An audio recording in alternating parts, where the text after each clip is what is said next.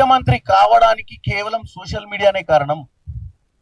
ఇవాళ ఏ బూత్ కి booth agent లేడు, ఏ మండలానికి మండలాధ్యక్షుడు లేడు, ఏ బ్లాక్ ప్రెసిడెంట్ లేకుండానే గ్రామ స్థాయి దాకా ప్రతి వారిని తీసుకొచ్చి ఆ విజిల్ మీద ఓటేయించగలిగినటువంటి శక్తి సోషల్ మీడియాకు ఉంది. కాబట్టి మనము సోషల్ మీడియా కానీ, ఎలక్ట్రానిక్ మీడియా కానీ, ప్రింట్ మీడియా కానీ మనము వాడుకునే దాన్ని బట్టి మన స్థాయి పెరుగుతుంది.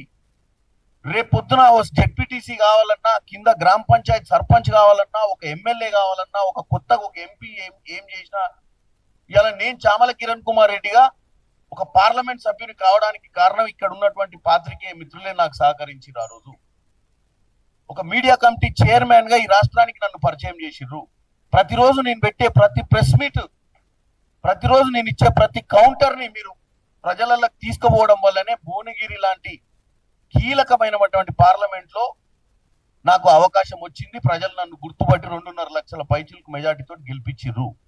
కాబట్టి నేను చెప్పేది ఏంటంటే, ఎవరన్నా కొత్తగా రాజకీయాలలో ఆస్పిరేషన్స్ ఉంటే దూరంగా ఉండకండి, పార్టీని ఓన్ చేసుకోండి.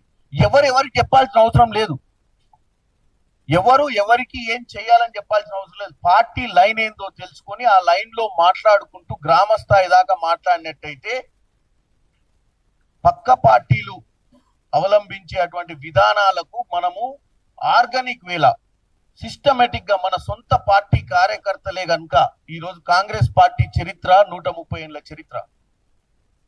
ఈ పార్టీకి ప్రతి బూత్ స్థాయిలో స్ట్రెంగ్త్ ఉన్నటువంటి పార్టీ. కాబట్టి ఇది ఇంక్లూజివ్ తోటి పోవాలి.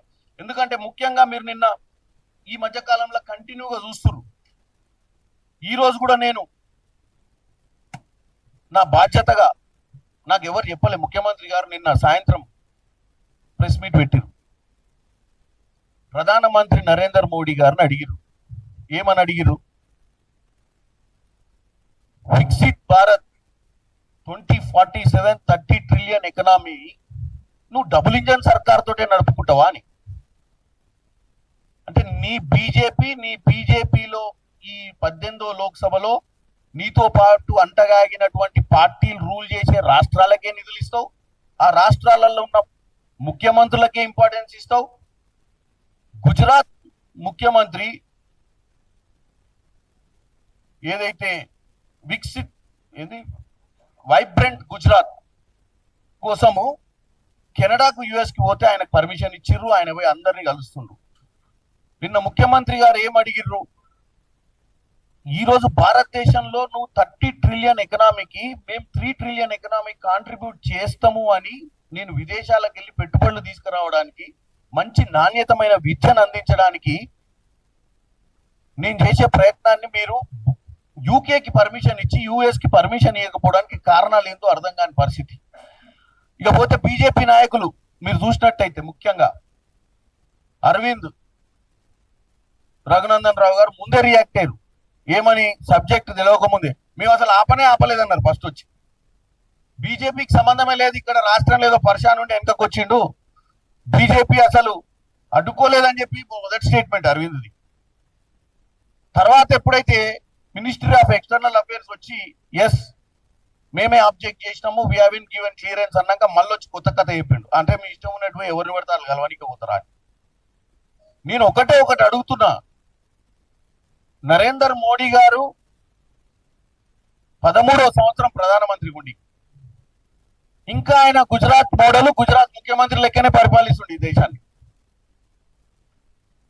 ఎందుకంటే వేరే రాష్ట్రాలకు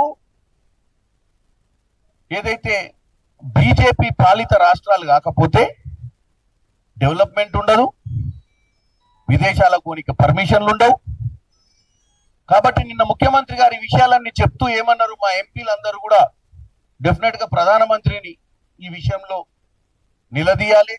ఎందుకంటే పార్లమెంట్ సమావేశాలు లేవు కాబట్టి మనం మ్యాటర్ ఆఫ్ అర్జెన్సీ 0 అవర్ ఉండదు కాబట్టి పార్లమెంట్ సభ్యులందరూ కూడా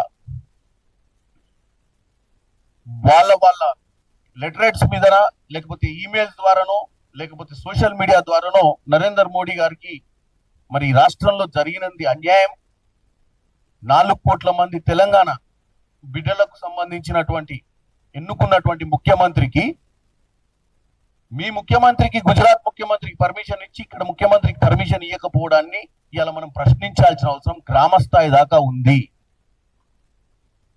ఎందుకంటే డబుల్ ఇంజన్ సర్కార్ ఉంటేనే అన్ని జరుగుతాయని, ఇక పోతే బీఆర్ఎస్ బీజేపీ సంగతి తెలుసు మీకు. అది డబుల్ ఇంజనా సింగిల్ ఇంజనా అర్థం కాని పరిస్థితి ఉంటుంది. ఎందుకంటే కన్ఫ్యూజ్ చేతరాలు ఎన్నికలు వచ్చి బీజేపీ మన ఎంపీ ఎన్నికలు లోక్సభ ఎన్నికలు వచ్చేసరికల్లా పని మాత్రం డబుల్ ఇంజన్ లెక్కనే నడిచింది. ఎందుకంటే ఇలా ఓట్లన్నీ ఆ ఇంజన్లో పోసిరు, అసెంబ్లీలో వచ్చిన ఓట్లన్నీ దాంట్లో పోసిరు డబుల్ ఇంజన్లా.